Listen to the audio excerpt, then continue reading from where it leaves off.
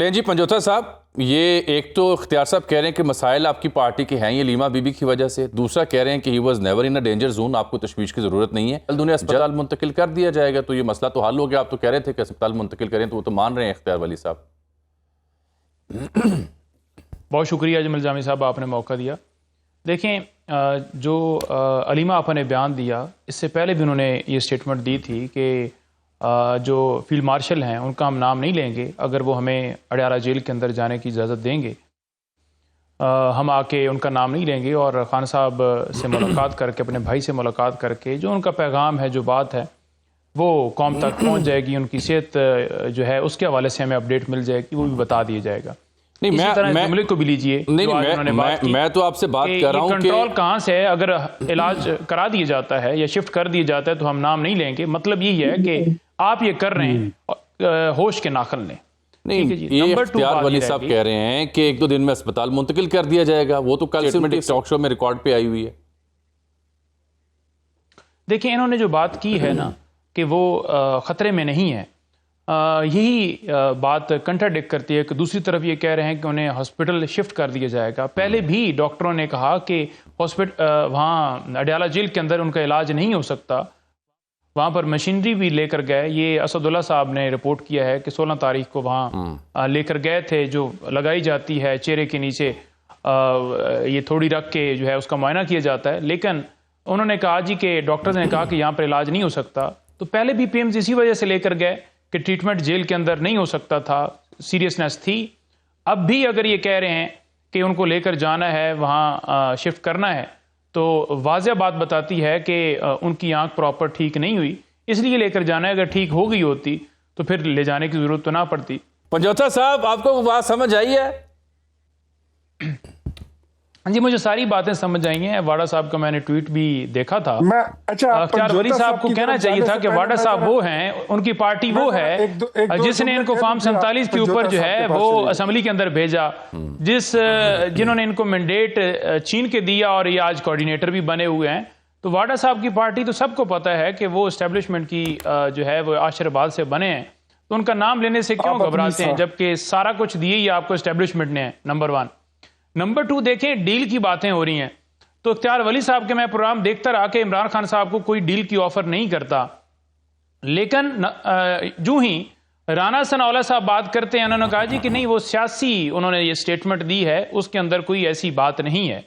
राना सनाउल्लाह ने जो बातें की, उन्होंने कहा जी 26 नवंबर से पहले और 26 नवंबर के बाद एक ऑफर, दूसरी ऑफर जब बाहर से लोग आए उस टाइम के ऊपर दूसरी ऑफर दी गई डील की। लेकिन इमरान खान साहब मानने को तैयार नहीं, क्योंकि जो इमरान खान साहब की शराइत हैं अगर हम मान लें तो हम उनकी जगह पर होंगे और वो हमारी जगह पर होंगे।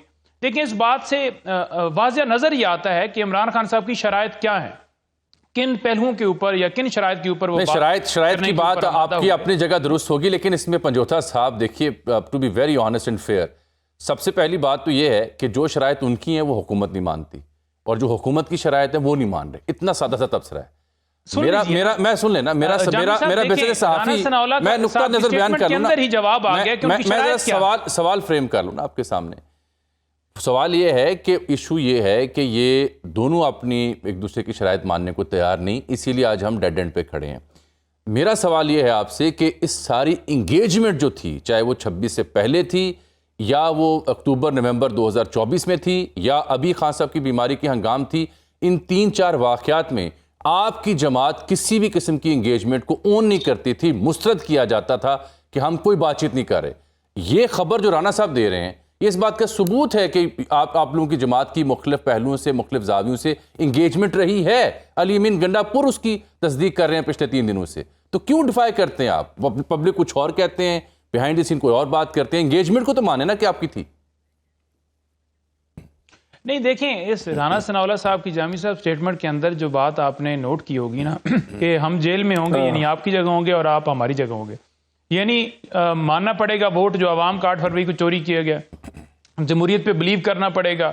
जिनके जेन्युइन केसेस हैं उनको जाहिर बात है जेल में जाना चाहिए। और इमरान खान साहब ने हमेशा ये बात की कि मैं ज़ाती मफाद के लिए कभी भी बात करने पे आमादा नहीं हूँगा, कौमी मफाद के अंदर मैं बात करने के लिए तैयार हूँ। और वो बात उन्होंने ट्वीट के अंदर भी की तो लिहाजा वो तो खुल के बात करते हैं। वो बंद कमरों के अंदर छुप के डील करके लंदन फ्लैट पे बैठ के भागने वाले तो नहीं है। और ये एडमिशन इनकी जमात की तरफ से आ गया। और फैसल वाडा ने जो ट्वीट किया उसके अंदर ये बात बड़ी अहम है, जो वो कह रहे हैं कि अगर आपने इस तरह की बातें की या जो कर रहे हैं तो उससे जो है आपके लिए बुरा होगा, क्योंकि अगर इमरान खान के साथ आपकी डील हो गई तो वो तो नहीं छोड़ेंगे आपको। तो इन तमाम लोगों को अपनी अपनी जगह पर खतरा है कि जिस दिन इमरान खान बाहर आएगा तो हमें तो जेल में जाना पड़ेगा, क्योंकि पैसा लूटा हुआ है, करप्शन किया है, मनी लॉन्ड्रिंग किया है, डील करके जो है हुकूमत ली हुई है। तो एक दूसरे को जो है ना ये खबरदार करते हैं कि प्लीज आप डील की तरफ मजीद ना बढ़िएगा, कोई गुफ्तगू शनीद आगे ना कीजिएगा।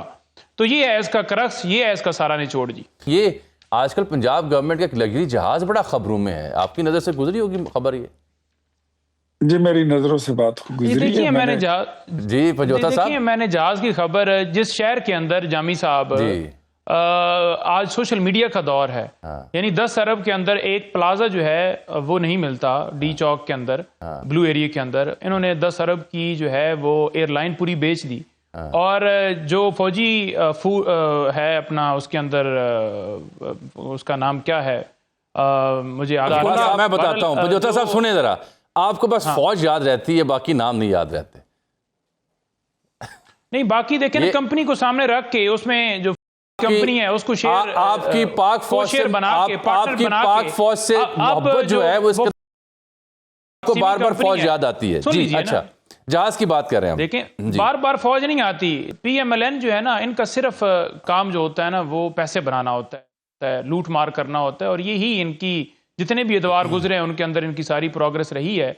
जिस सूबे के अंदर लोग 50% गुर्बत की लकीर के नीचे पाकिस्तान के अंदर लोग हैं, जिस सूबे के अंदर लोगों के पास 2 वक्त के खाने के पैसे नहीं हैं, बच्चे स्कूल नहीं जा सकते, हेल्थ की इश्यूज हैं, जहाँ पर जो है वो आए रोज़ हम स्कैंडल सुनते हैं। आज 95 अरब रुपए जो है पंजाब बैंक के अंदर करप्शन हो गई। आज 1000 अरब रुपए मरियम नवाज साहबा की हुकूमत ने करप्शन कर ली। आज 5300 अरब रुपए इस हुकूमत ने करप्शन कर ली। आज जो है किसान, इतना तो बजट नहीं है जितनी करप्शन आपने कर दी है।